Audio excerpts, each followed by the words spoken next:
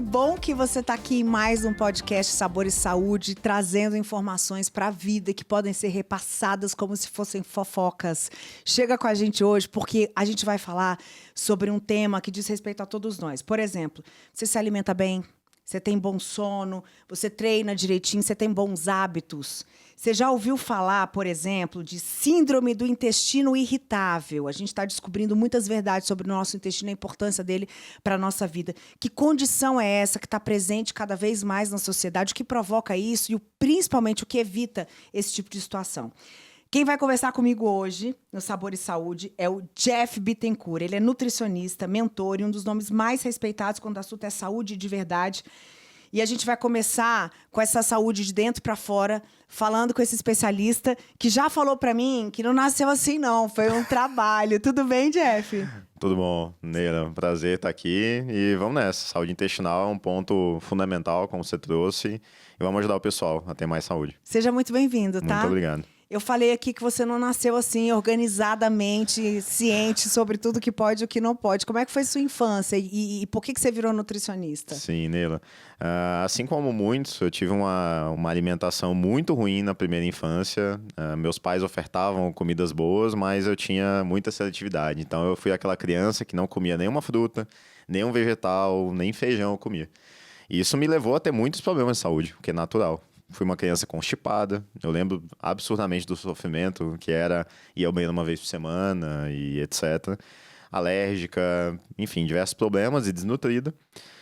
Até que meus 17, 18 anos, por gostar de biologia, me sugeriram fazer nutrição e eu digo que a nutrição salvou minha vida. Porque eu não tenho dúvida de que se eu não tivesse aprendido, tido essa consciência que eu tive na faculdade, eu certamente hoje seria um adulto de 33 anos, muito doente, muito desnutrido, ou ia ter buscado um profissional para me ajudar. Mas foi um divisor de águas na minha vida e é isso que a gente agora prega a palavra da nutrição para que mais pessoas tenham saúde. E hoje, olhando o sucesso do seu trabalho, eu, Neila, particularmente acredito que você foi preparado para chegar nesse ponto que você está hoje e fazer diferença na vida de tanta gente, né? Você passou por um processo que te ajudou a entender o processo que os pacientes chegam para você. Total. Então, a gente vai perguntar logo diretamente, sem rodeios, o que é a síndrome do intestino irritável? Por que mexe tanto com o nosso organismo? Sim, vamos lá. Primeiro, Neila, é bom a gente ter em mente o número de pessoas que sofrem com essa síndrome. Para você ter uma noção, a incidência, prevalência a nível mundo é de 8% da população mundial, então é muita gente. E a nível Brasil, a gente fala de 16% a 20%. Ou seja, mais de 200 milhões de pessoas, a gente está falando de 40 a 50 milhões de pessoas que sofrem em algum momento da vida com a síndrome do intestino irritável. E nem sabe o que é isso. Nem sabe. Tem crises, tem sofrimentos e não sabe, porque o diagnóstico ele é demorado, ele é tardio e muitas vezes nem é feito, né? Na prática, seria o quê? Dor. Então, a principal característica da síndrome é dor abdominal associada à mudança do trânsito intestinal. Ou seja, o intestino ou ficar mais solto ou ficar mais preso. Normalmente tem gases, então até um ponto que a gente vai discutir bastante, né? Distensão, estufamento, etc. Mas essas são as duas características. E o principal, Jeff, mas se eu tomo leite, eu fico estufado, me dá dor, então eu tenho intestino irritável. Não. A síndrome, o diagnóstico dela é feito por exclusão. Como assim? Se você tomou leite e tem esse problema, não é a síndrome, é a intolerância à lactose, provavelmente. Se você come glúten e tem esse problema, pode ser uma intolerância a glúten. Se você, às vezes, pode ter doença inflamatória intestinal. Tem vários outros quadros. Se você testou várias intolerâncias e não teve diagnóstico, e mesmo assim você continua com os sintomas, você tem a síndrome. Então, é um diagnóstico por exclusão. Por isso que é até chato de ser feito. Então, o médico vai testar, o nutricionista vai testar, investigar um monte de coisa, não descobriu o que é, então é a síndrome. Você nasce com ela ou você desenvolve? Desenvolve, tá? Existe uma predisposição genética, então, só que sempre que a gente fala de genética, as pessoas confundem muito. A genética ela não é determinante. Tá. Ela favorece, ela predispõe. Então, imagina que eu nasci com uma arma, só que eu tenho que ter o gatilho. Eu tenho que puxar o gatilho dessa arma para que desenvolva a doença. Então, eu nasço com a genética que predispõe, e a genética, desde saúde mental, influencia na síndrome. Então, polimorfismos que favorecem com que a pessoa tenha mais ansiedade, depressão, até questões intestinais. E junto ao meio ambiente. Quando a gente fala de meio ambiente, a gente fala de onde a gente vive, ecossistema, sociedade, e aí estresse, ansiedade, até o ambiente. O meio ambiente urbano, você falou que você mora casa, ambiente rural, isso é maravilhoso. Infelizmente, o meio ambiente urbano, ele é um ambiente ruim para nossa saúde. Então, a maior parte das pessoas já nasce numa cidade, já nasce com esse ambiente ruim e vem depois a alimentação, que é o ambiente que a gente coloca para dentro do nosso corpo.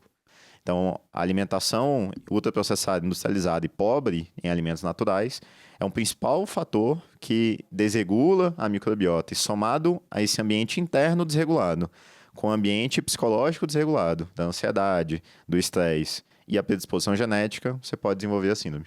Agora, isso tem uma idade prevalente? Você pode desenvolver isso na infância, geralmente é na fase adulta, na fase que você está ali trabalhando, que você está no corpo, que você começa a ter uma vida mais intensa, mais preocupante? Pensa comigo, crianças normalmente não têm ansiedade e estresse muito alto. São pequenas coisas. Então, a adolescência já começa a aumentar a incidência, mas a maior faixa é acima dos 20 anos. Então, são adultos e principalmente até meia idade para frente, 30, 40 anos para frente é onde mais aparece. Então, acomete mais adultos, o diagnóstico é feito na vida adulta, mas muitas vezes já começam sintomas na adolescência, criança não, é mais adolescência. E que sintomas são esses e que horas eles começam a dar esse gatilho? Sim. Vou te contar uma história clássica, Neila, que as pessoas vão provavelmente se identificar. Por qualquer gatilho de estresse, de ansiedade da vida, vamos pegar uma estudante de faculdade que está ali no final do semestre, prova, aquela agitação, do nada, ela sem mexer na alimentação, sem mexer em nada, ela começa a ficar estufada. Tá.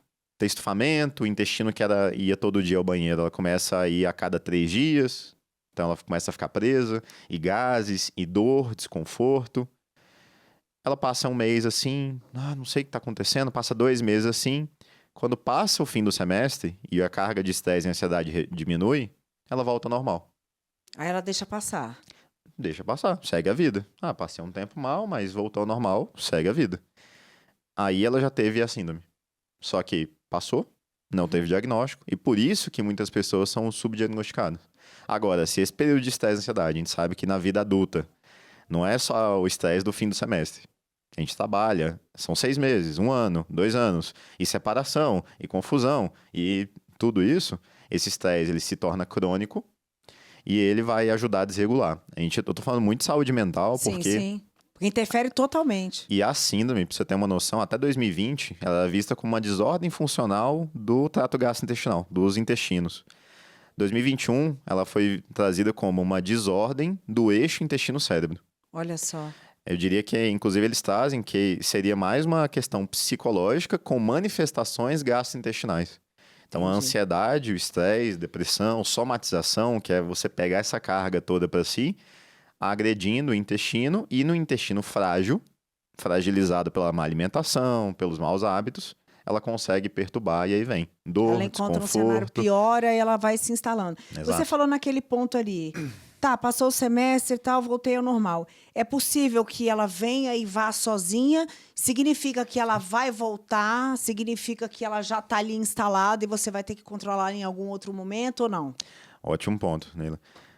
Literalmente, na literatura científica, é trazido que não tem cura. A partir do momento que teve o diagnóstico, não tem cura. Eu, Jefferson, discordo. Eu não gosto de taxar as pessoas como doentes. Entendi. Pensa comigo. Você tem síndrome. Nossa, eu tenho síndrome. Então, eu tenho síndrome. Você adota ela como então, sua, né? Eu tenho. Então, tu aceita e você se torna uma pessoa doente. Até a gente toma esses cuidados hoje com a saúde. A gente não chama uma pessoa com obesidade. Uma pessoa obesa. A gente é um paciente com obesidade. Tá. Ele não é diabético, ele tem diabetes. Então, ao pé da letra não tem cura, você tem fases ativas, que tem crise, você tem fase de remissão, que você não tem nada e tá tudo bem. Eu discordo, porque se a pessoa tá em remissão, ela tá bem, ela tá curada. Só que ela sabe que se ela desregular a alimentação, se ela tiver uma nova crise de ansiedade e estresse, não conseguir regular, ela vai voltar a ter. Então está sob controle. Está sob controle, exato. E aí, a gente trazendo, então, para o lado de como a gente pode evitar, né? O que aumenta essa síndrome? O que piora e agrava essa situação? Como a gente falou, o ambiente intestinal ele é um ponto fundamental para que possibilite com que ela apareça ou não. Eu sempre uso uma analogia em consultório, que é a analogia do copo cheio e copo vazio. Então, quando eu dou aula em pós-graduação, a gente fala de pelo menos 20 fatores do estilo de vida e da alimentação que impactam a saúde gastrointestinal. Isso entra exercício físico, especialmente o aeróbico. Você faz exercício aeróbico? Faço. Com frequência? Com frequência, menos do que eu deveria. Quantas vezes por semana? Tipo 2 e malho 3. Meia horinha, pelo menos? Meia horinha, pelo menos. Uma horinha, Então tá bom. né? Um spinningzinho. Então tá bom. Exercício, mastigação, a boa alimentação, frutas, vegetais, temperos, chás, especiarias, etc. Água, hidratação, sono. Sono. As pessoas acham que sono não é importante. Sono faz parte de todos os processos. Né? E impactou o intestino de uma forma absurda. Absurda. Então, todos esses fatores somados, eles vão impactar com o que? Se a pessoa já tem um copo meio cheio, vem a ansiedade, vem o estresse, ele só transborda, porque o copo está cheio. Então, é a soma desses fatores, é multifatorial. Não é só a ansiedade que causou. Não é só, às vezes, uma infecção que causou ou uma piora da alimentação que causou. É a soma disso tudo. E muitas vezes a gente não consegue tirar. O paciente chega no consultório, chega para mim, Jeff, tô com a síndrome, mas tô com uma crise de ansiedade de estresse no trabalho, e aí? Eu não consigo tirar seu estresse e ansiedade. Mas a gente consegue esvaziar o copo por outros caminhos. Melhorar a tua alimentação, dar um suporte, mudar o estilo de vida, para que você esvazie o copo por outros caminhos. Então, no fim, é esse cuidado geral que vai fazer com que a pessoa se torne mais tolerante, fique mais tempo em remissão. E às vezes, muitas vezes, ela vai ter o diagnóstico, mas se ela se cuida, ela vai passar 5, 10 anos sem ter uma crise.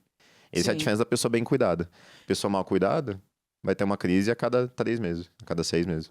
E isso faz com que a gente pense no nosso corpo de forma global, né? Que a gente entenda que a nossa saúde depende de vários fatores. Então, como você está explicando aqui que o que provoca a síndrome são vários fatores, eu acredito que o que mantém em remissão também são vários fatores, não é uma alimentação só que vai mudar isso. Não né? tem milagre, infelizmente, para você de casa que gostaria de ter a pílula mágica. Não, mas eu tenho o que eu tomo. Não é assim, infelizmente, que se resolve. É identificando a causa principal, ou as causas, e trabalhando em cima delas. A gente trabalha no consultório com resolução de verdade e não com tapar buraco.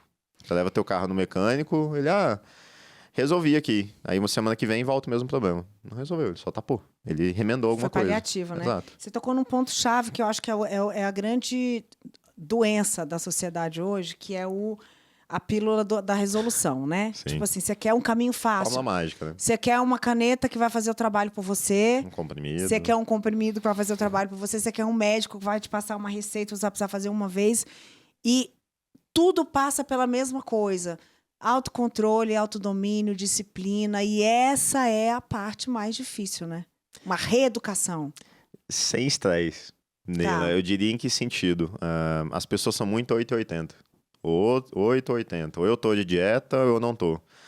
Ou Sim.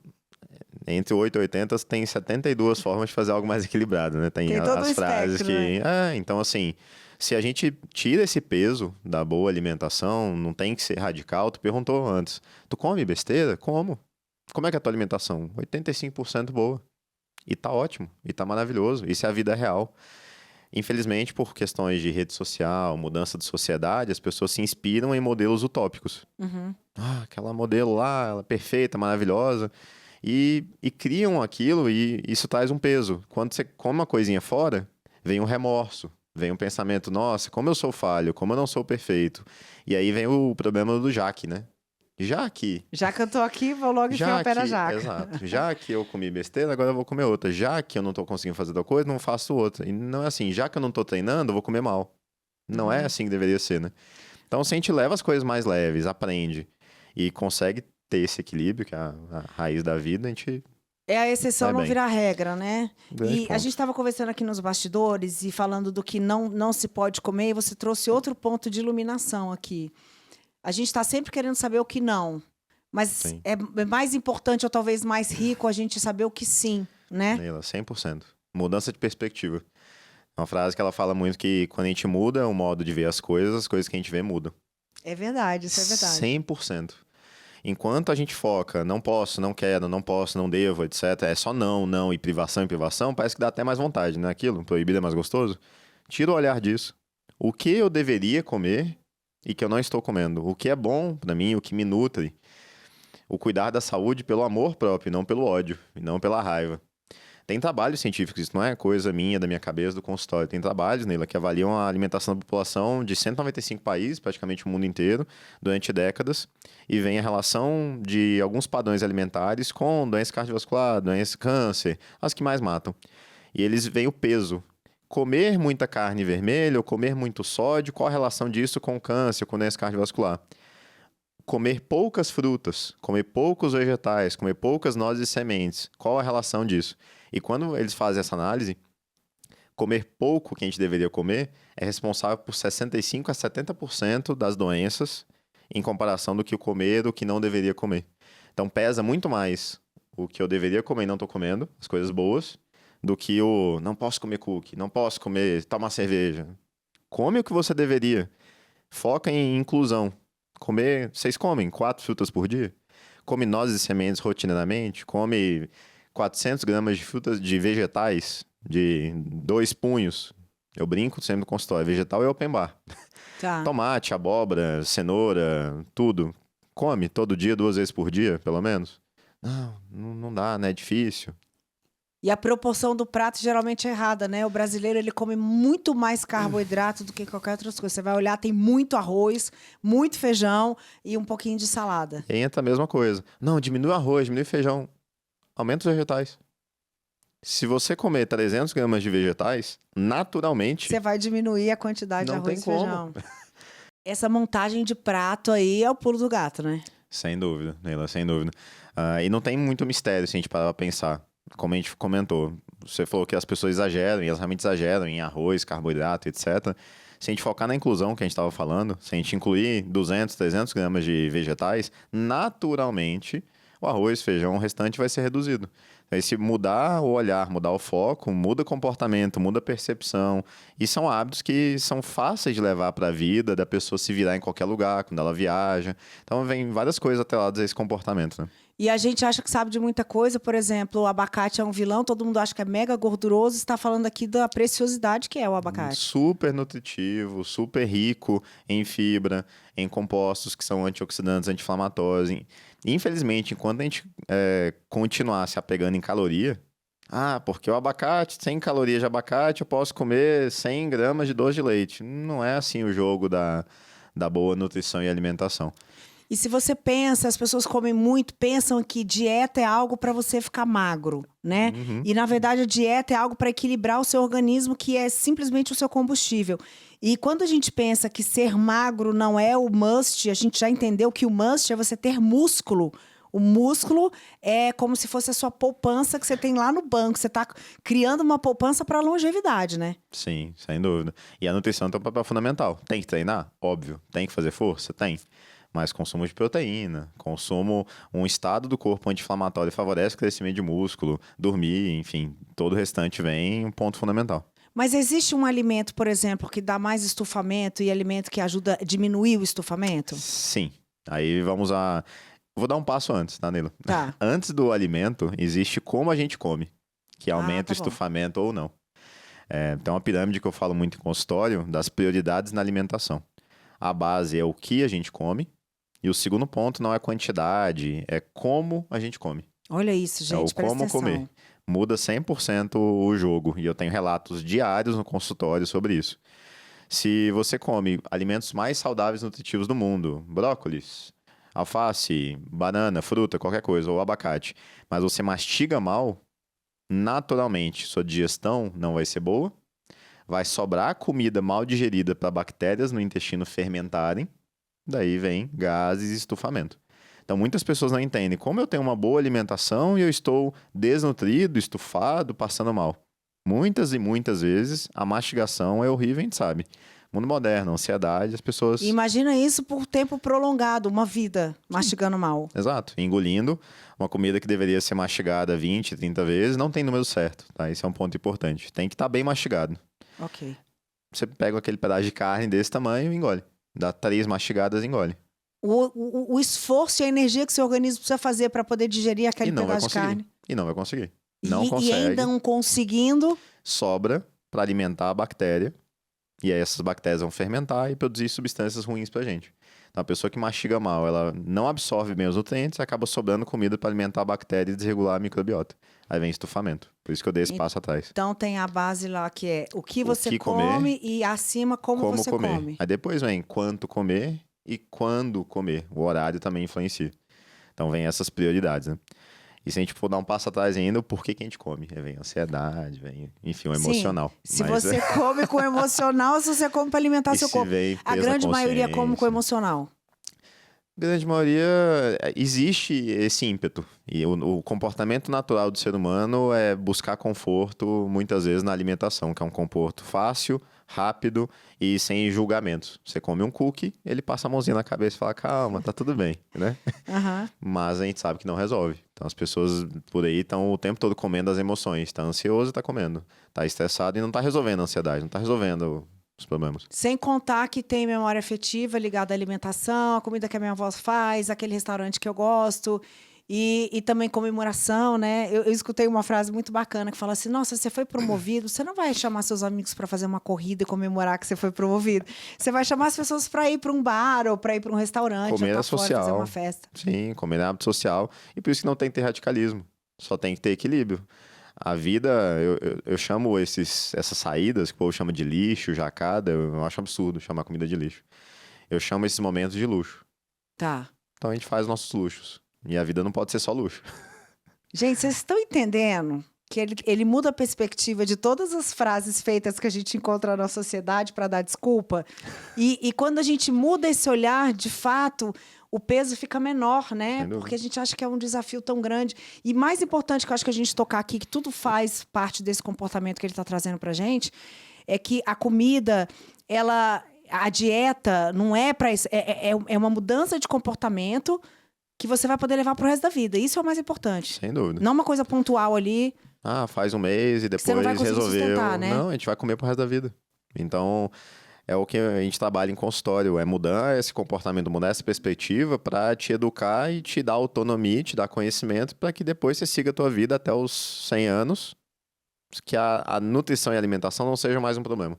Sim. Que seja algo natural comer saudável. E que até seja natural aliada, fazer escolhas boas. Sem dúvida, sem dúvida. E depois desse passo atrás, Então, dando o passo adiante, sim. Depois que você aprendeu a comer, como você comeu, a hora que você comeu, o jeito que você comeu. Comer com calma, mastigar bem e comer com atenção. Existe antes da mastigação a fase cefálica da alimentação. Imagina uma comida gostosa. Você saliva. Tá. O estômago ronca. Se eu como assistindo TV, se eu como mexendo no celular, minha digestão fica pior. Porque eu não tô tendo atenção e sentindo o cheiro e me conectando com o alimento. Parece viagem, eu sei, eu sou 100% do meio da ciência, mas isso é científico e é prático. Depois, sim, o que eu como e quais alimentos que podem estufar mais ou menos, né? Na prática, você mesmo comentou, né? Existem os chamados FODMAPs. Uhum. Isso é um ponto que a gente não pode passar um podcast sobre intestino irritável sem comentar. FODMAPs é uma sigla do inglês que designa carboidratos muito fermentáveis. Ah, tá. Carboidratos possivelmente fermentáveis. Frutose, o carboidrato que a gente encontra nas frutas, ele é possivelmente fermentável. Lactose, o carboidrato que a gente encontra no leite, ele é possivelmente fermentável. Frutano, um tipo de carboidrato que a gente encontra na aveia, no trigo, ele é possivelmente fermentável. Então são todos carboidratos possivelmente fermentáveis. Jeff, mas eu como fruta e não estufo. Ele é possivelmente fermentável. Ele vai fermentar mais quando? Quando você tem um desequilíbrio da microbiota, você tem supercrescimento de bactérias que fermentam aquele carboidrato, ou você não está mastigando direito, aí vai fermentar e vai dar gás. Então veja, o problema não é o alimento. A gente não deve criminalizar o alimento. O problema é o nosso desequilíbrio que nos faz não tolerar naquele momento aquele alimento. O próprio abacate, lindo e maravilhoso, no contexto geral da saúde, ele é lindo e maravilhoso, mas pode ser que durante uma crise de intestino irritável, ele te estufe. E também não quer dizer que aquilo que estufou na minha crise vai estufar você na sua crise. Não, esse é um ponto-chave, Leila. Intestino, tratamento de intestino, de microbiota intestinal, é algo extremamente individual. Infelizmente, não existe protocolo. Então, a nossa microbiota é única. As minhas bactérias são completamente diferentes das suas e de todo mundo aqui. E elas também respondem de uma forma diferente. Então, até o protocolo FODMAPs, o primeiro passo é a exclusão total de todas as principais fontes de FODMAPs, para você melhorar. Em 2, 3 semanas, você parar de ter estufamento e melhorar. Depois vem a segunda fase, que é individualização. Eu pensei que era o contrário, que você ia tirando de um por um para sentir. Não, primeiro você tira tudo, aí depois você vai rápido. Acrescentando para ver como é que você reage a cada um. Vamos testar incluir os frutanos, incluir os alimentos fonte de frutano E tolerou bem? Tolerou, ótimo. Agora vamos incluir os fontes de sorbitol, que é o abacate. Fermentou. Tira. Então esse ainda não dá. Incluir os ricos em frutose. Foi, tudo certo. Só queria destacar um ponto fundamental. Dieta Low FODMAP, eu que atendo 30, 40% do meu público é de saúde intestinal, eu prescrevi 4 vezes na vida. É mesmo? Por quê? É vendido como o ouro, o padrão lindo, maravilhoso para tratar intestino irritável. No entanto, entretanto, contudo, todavia, o padrão não deveria ser o padrão ouro e não resolve a síndrome. É algo paliativo para melhorar o momento da crise. E até para identificar, talvez. E para identificar. Mas eu já atendi dezenas de pacientes que a gente melhorou e tratou sem fazer low FODMAP.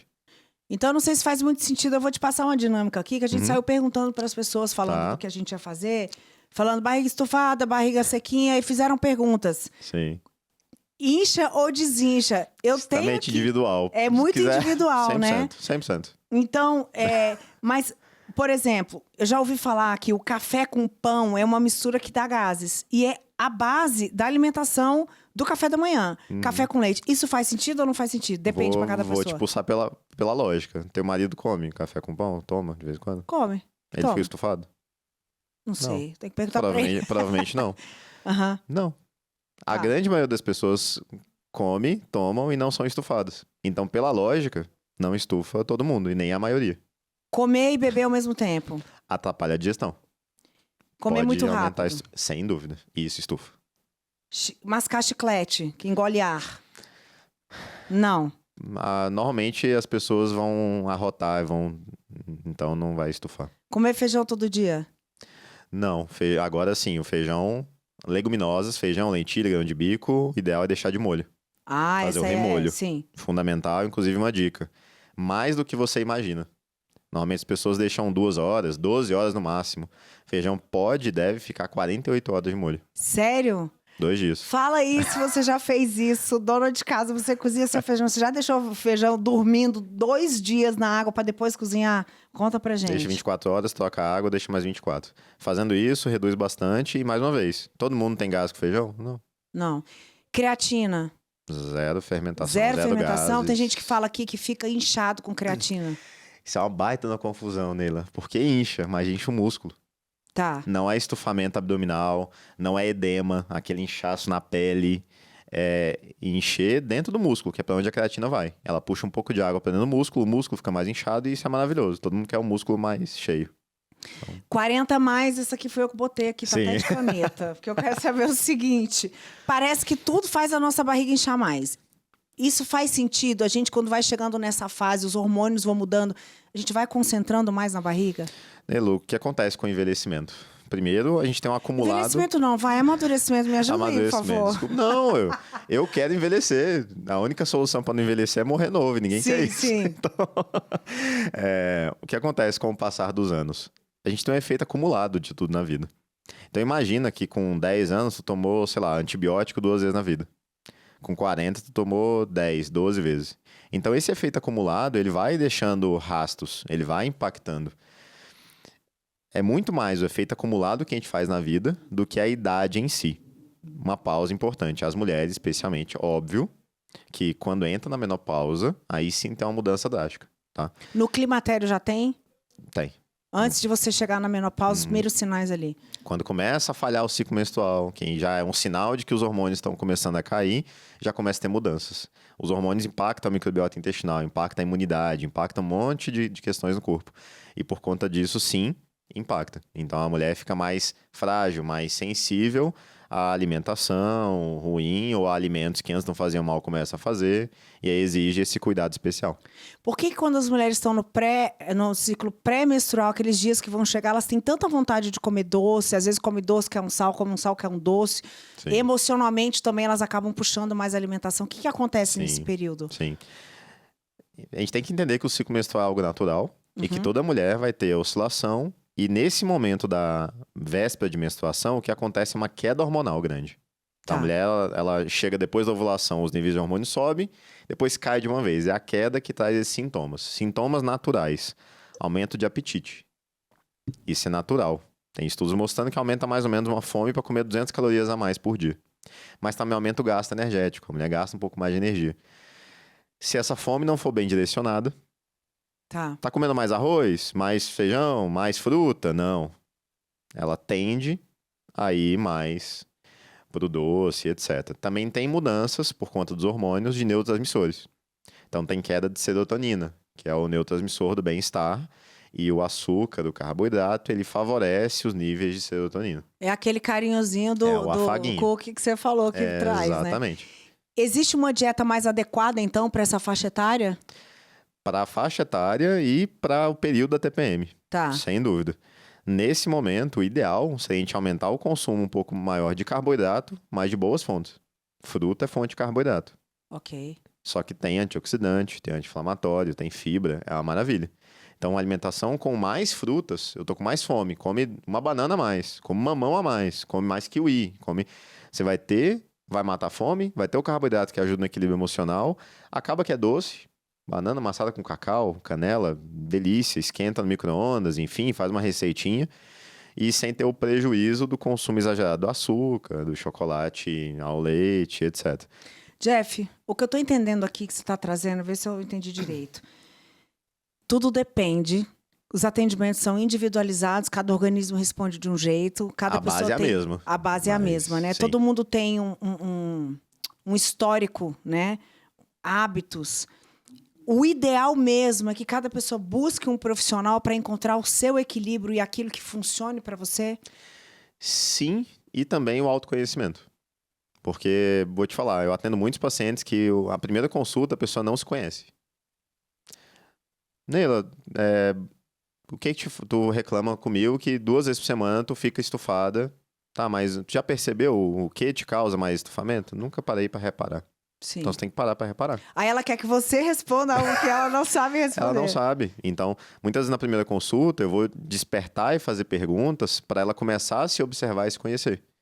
Poxa, você vai ao banheiro, quando você termina de evacuar, você sente que foi tudo embora? As pessoas... Não Não sei. sei, nunca parei pra reparar. Quando você vai ao banheiro, você vai porque você tem vontade? Deu a vontade, você vai? Ou você vai pelo hábito de ir? E chega lá, tu fica forçando pra tentar evacuar? Isso tudo influencia. Qual foi a última vez que você foi ao banheiro? Não sei. Exato. Então, esse autoconhecimento é o ponto fundamental. E a partir desse autoconhecimento, as pessoas naturalmente podem ir. Não, eu identifiquei que tal coisa me faz mal, vou evitar. Só que, lógico, sem orientação profissional fica muito difícil. A gente come 6 vezes por dia, a gente come 30 alimentos diferentes no dia. O que tá me fazendo mal? Aí entra o suporte profissional, né? Então, sim, no mundo ok, das pessoas que não conseguem, às vezes, ter a ajuda de um profissional, a gente sabe que a internet, com senso crítico, consegue ajudar muito, esse conhecimento. Mas, sim, se consegue buscar um profissional, ele vai te encurtar tempo, vai te ajudar a fazer essa individualização, esse ajuste para a tua demanda. E aí, lógico, tu vai ter resultados mais rápidos, mais assertivos, em 2 meses, coisa que você demorar 1 ano para ter, né? E o principal, duradouro. Maravilha. Para a vida. Então, para a gente encerrar esse papo aqui, eu queria que você falasse com aquelas pessoas que sentem desconforto, não só com o próprio corpo, mas também com o emocional, porque você mostrou aqui a importância do estado emocional para o funcionamento do intestino e do corpo como um todo. Pessoas que não têm nem coragem de pedir ajuda, ou que estão passando por essas questões intestinais e por tabu, não têm coragem de comentar com ninguém. Sim. Qual seria o primeiro passo? Hoje a gente brinca que todo mundo tinha que estar com a terapia em dia, né? Uhum. Então, a gente tem que tirar o peso, mais uma vez. Falar de cocô, falar de intestino, deveria ser algo mais natural. Deveria ser algo que a gente conversa e se entende. Ah, como é que é o teu? Ah, eu passo mal. É abrir o coração e buscar ajuda. Então, existem hoje, ainda bem, a nutrição é uma profissão extremamente valorizada e crescente. Tem um mar de profissionais que podem te ajudar. E buscar tanto ajuda, 2 profissionais essenciais, como a gente falou, para intestino irritável, sintetizando. Tem que cuidar da cabeça, tem que cuidar do intestino. Terapia e nutrição. Seria o básico, bem feito, que vai resolver, que consegue resolver, assim, o intestino irritável. As pessoas têm que ter mais ferramentas. Eu tô ansioso. Quem não tem ferramenta vai comer. Quem tem ferramenta vai aprender a lidar, vai ter mais repertório para lidar com a ansiedade e não só comer. É assim que a terapia ajuda absurdamente. E a alimentação para dar o suporte para o corpo tá bem e aguentar as agressões no meio ambiente, digamos assim, né? Vocês entenderam aqui que a gente falou de síndrome do intestino irritável, a gente falou sobre saúde e qualidade de vida com o nutricionista, e o que a gente menos falou aqui foi sobre comida. Comer isso pode, Corta comer isso. aquilo não Não pode. pode comer tal coisa. Tá vendo, gente? Isso não existe. Pode.